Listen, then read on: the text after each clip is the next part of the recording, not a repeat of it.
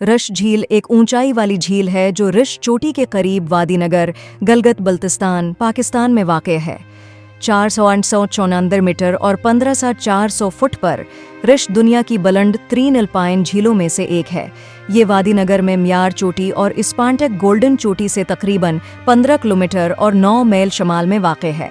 ये पाकिस्तान की बुलंद तरीन झीलों में से एक है और दुनिया की 27वें बुलंद तरीन झील है। रश झील और रश चोटी नगर और होपर वैली के रास्ते होपर ग्लेशियर, बोल्टर ग्लेशियर और मयार ग्लेशियर के रास्ते पहुंची जाती है, जो मयार और फूपर चोटियों से उठती है। रिश झील का ट्रैक इस्पांटक, मालुकटिंग, मयार चोटी, फूपरश चोटी और इल्टर सार के दिलकश नज़ारे फराहम करता है। इब्तदाई दिनों में रिश झील यूटा हिंदुस्तानियों के लिए एक बड़ा सफरी रास्ता था, पानी भरने का सुराख और कैंप ग्राउंड था। इस झील की देखभाल एक चश्मे से होती थी जो काली पहाड़ी के नुक्ता से बहता था। हालिया बरसों में रिश झील सूख गई है। इसमें कोई शक नहीं कि इस इलाके में कनुओं के जरिए ज़ेर ज़मीन पानी कम हो जाना है।